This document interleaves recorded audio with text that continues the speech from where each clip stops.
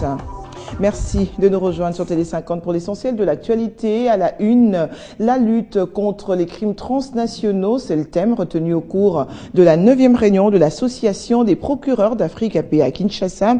C'est une rencontre qui entend renforcer la lutte contre les crimes graves relevant de la Convention de Genève signée en 1949, à savoir les crimes de génocide, crimes de guerre et crimes contre l'humanité. Plusieurs personnalités ont pris part à ces assises de grande envergure, dont le chef du gouvernement, Matata Ponyo. Les criminels, il y en a dans certains pays. Les procédures sont engagées pour qu'ils soient extradés. Nous voulons justement formaliser la manière de le faire. C'est même l'un des objectifs poursuivis par cette 9e réunion de l'Association des procureurs d'Afrique. À Kinshasa, toutes les batteries sont mises en marche afin de lutter de manière efficace contre la criminalité. Ainsi, plusieurs États participent à ces assises qui sont aussi axés sur l'unification des mécanismes et des poursuites en Afrique, et c'est 10 ans après. Soutenu par son Excellence Joseph Kabila Kabange, président de la République et chef de l'État, à qui je renouvelle mes hommages depuis 2 ans, le gouvernement a tenu à accompagner les magistrats du ministère public dans le préparatif et l'organisation de ces travaux, dont il attend tirer les dividendes dessus dans l'édification d'une justice forte, impartiale, non seulement pour notre pays, mais pour l'ensemble du continent africain. En présence des diplomates africains accrédités à Kinshasa, des procureurs généraux des pays respectivement représentés et du Premier ministre congolais, Matata Ponyo, des rubriques telles que commerce illicite des ressources naturelles, crimes étrangers, poursuite des crimes organisés ont fait l'objet des débats.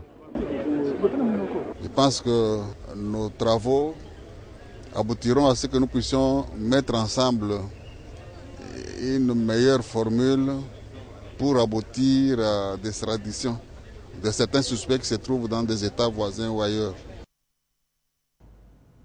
À l'Assemblée nationale, le contrôle parlementaire a été assez rude ce mercredi pour le ministre de l'Industrie, de petites et moyennes entreprises et l'administrateur délégué de la Société nationale d'électricité. Au menu, 2 questions orales avec débat initiées par le député Awenze sur le projet de cimenterie de Kisangani, et Clément Kankou, lui, s'est intéressé sur le manque d'énergie électrique en RDC. Pourquoi la matérialisation du projet de construction d'une usine de cimenterie à Kisangani traîne? Cette problématique était débattue ce jeudi au Palais du Peuple lors de l'examen de la question orale avec débat initiée par l'honorable Awenze. Après la réponse du ministre, l'auteur de la question orale s'est dit ne pas être satisfait des éléments donnés par Rémi Moussoungaï. Aux explications que M. le ministre vient de donner, moi, vraiment, je ne suis pas content. Je ne suis pas convaincu de ces explications. À son tour, Eric Mbala, ADG de la SNEL, était venu répondre à la question orale avec débat de l'honorable Clément Kankou Bukassa sur la problématique de manque de fourniture de l'énergie électrique depuis quelque temps dans les villes de la République démocratique du Congo.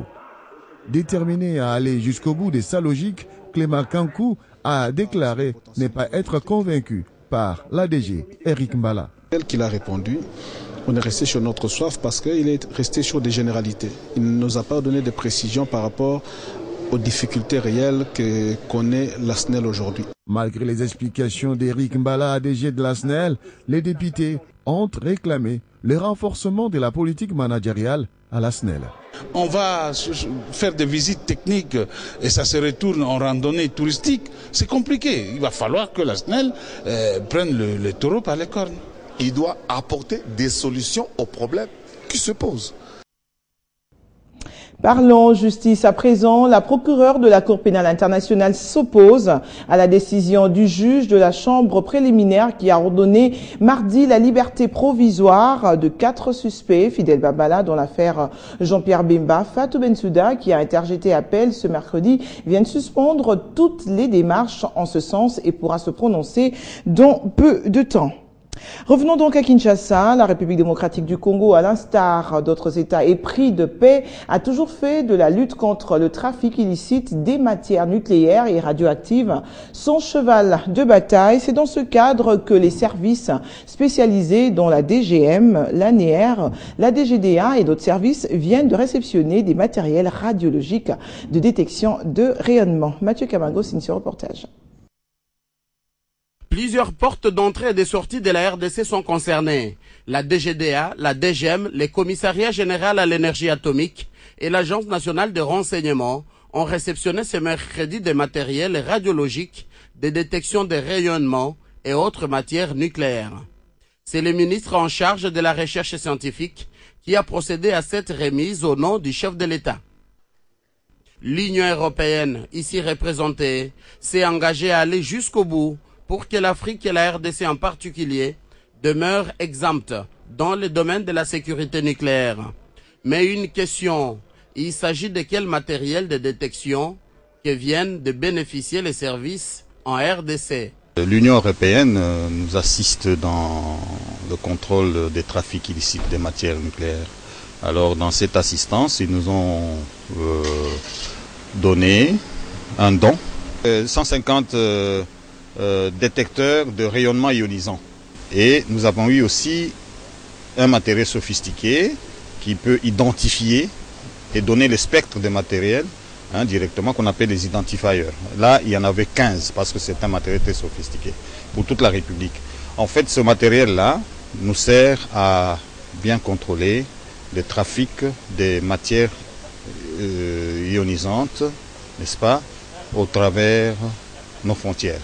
Il s'est de rappeler que la RDC est avancée dans les dispositions relatives à la protection contre les dangers des rayonnements ionisants et toute autre chose nucléaire. Cette remise en est une illustration. Venons-en à présent aux nouvelles de l'entreprise Kibali Goldmine. Retenez que l'équipe dirigeante de cette grande firme minière a fait le déplacement de l'université de Kinshasa sur invitation des étudiants du département de géologie regroupés au sein de Géosciences. Une conférence au cours de laquelle les questions liées aux activités minières de l'entreprise Kibali ont été abordées sans complaisance. Parlons à présent révolution de la modernité dans ce journal. Les travaux de construction de la cité moderne de la Foire internationale de Kinshasa ont déjà débuté. Les travaux sont supervisés par la Société immobilière du Congo. Il s'agira de construire sur une surface de 12 hectares des immeubles et des villas. Le ministre de l'économie s'y est rendu pour se rendre compte de l'évolution des travaux. Il en est sorti satisfait. À l'instar de la cité Oasis récemment visitée par le chef de l'État Joseph Kabila Kabange dans la commune de Bandalungwa, une autre cité s'est construite, toujours dans le cadre de la révolution de la modernité, cette fois à la Foire internationale de Kinshasa, non loin de l'échangeur délimité. La cité moderne de la Foire internationale occupera une superficie de 12 hectares. Les machines sont déjà en marche. C'est la Société immobilière du Congo qui supervise le travaux et pour s'en assurer de l'évolution, le ministre de l'économie, Jean-Paul Nemoyato, s'est rendu sur place. Il donne son point de vue. D'aucuns avaient cru que le concept de révolution de modernité, c'était un concept sans contenu. Au départ, quand on a commencé, le chef de l'État a lancé l'idée. Beaucoup de gens ont cru que c'était un concept creux. Au jour d'aujourd'hui, je pense que l'opinion est en train de constater que de l'idée virtuelle, aujourd'hui on arrive à des actions concrètes. Une fois le travaux fini, cette cité ressemblera à ce que nous montre cette maquette. D'ici septembre 2016, des appartements seront disponibles. Ça c'est un grand chef-d'œuvre qu'il faut absolument féliciter et surtout que c'est derrière la révolution de la modernité, prônée par le chef de l'État. Le gouvernement congolais, quant à lui, pense aller plus loin. Il envisage déjà, avec le contrat chinois, 5000 logements sociaux en République démocratique du Congo. Cette fois, rendons-nous au Katanga. Le barreau de Lubumbashi est désormais dirigé par une femme, Maître Rose Tumba Kaja. Elle remplace à ce poste le bâtonnier Jacques Chécha, arrivé fin mandat. Élu pour un mandat de 3 ans, Rose Tumba Kaja devient ainsi la première femme à occuper ce poste en République démocratique du Congo. Dès sa prise de fonction lundi, la bâtonnière s'est engagée à renforcer la discipline au sein de la corporation en restant au milieu du village. Et dans le monde, fusillade meurtrière au Parlement canadien. Au moins une vingtaine de coups de feu ont été entendus ce mercredi. Aux dernières nouvelles, un des auteurs de cette fusillade a été tué par la police. Je vous propose de suivre un extrait de cette fusillade.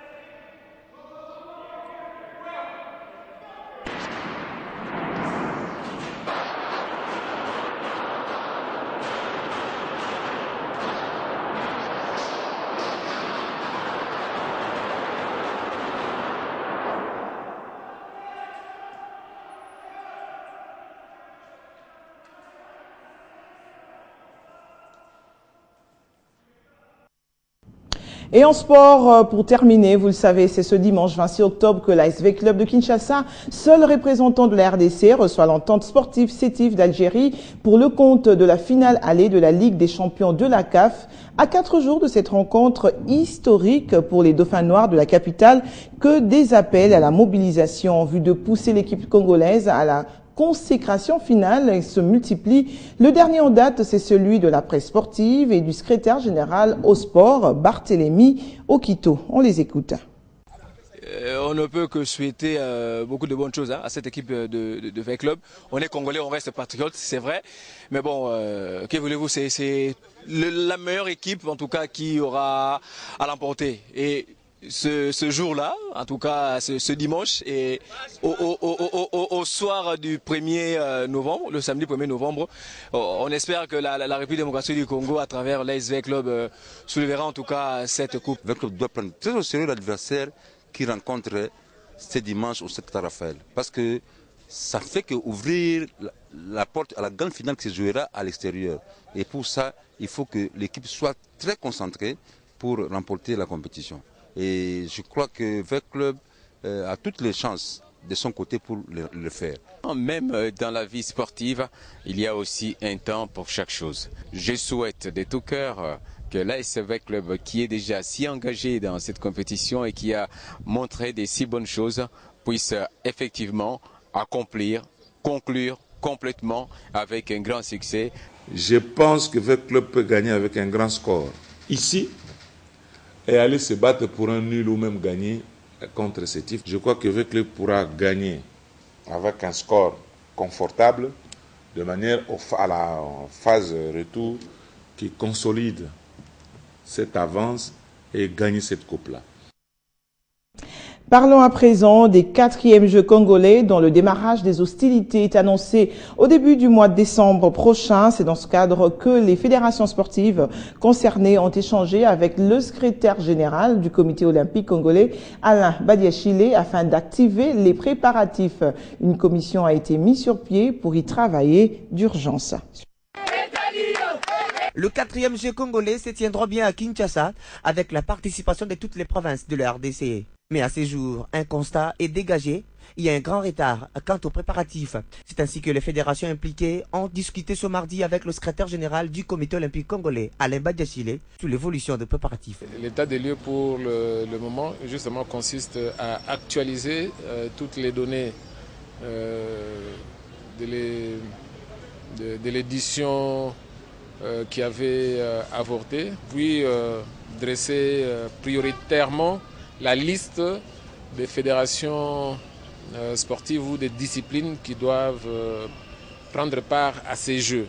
Pendant plus d'une heure et demie, les présidents des fédérations sportives ont apprécié les modalités pratiques proposées par le cahier des charges du gouvernement, jusque-là satisfait des propositions faites par l'État congolais. Le comité olympique nous a appelé d'urgence pour essayer de travailler sur les éléments à la fois de ce draft ensemble, pour que nous puissions nous dire si les éléments concordent pour l'organisation des Jeux congolais, Il nous a également appelé pour voir par rapport au délai d'organisation. Nous devions voir si les délais nous permettent d'organiser dans les meilleures conditions, parce qu'après tout, ce sont les fédérations qui vont organiser. Il est nécessaire qu'ils se prononcent d'abord. Naturellement, il y a eu des questions, un certain nombre de choses. Nous allons arriver à la conclusion qu'il fallait mettre en place d'urgence une commission qui va travailler de mardi à vendredi pour qu'on puisse donner des propositions au comité olympique afin qu'il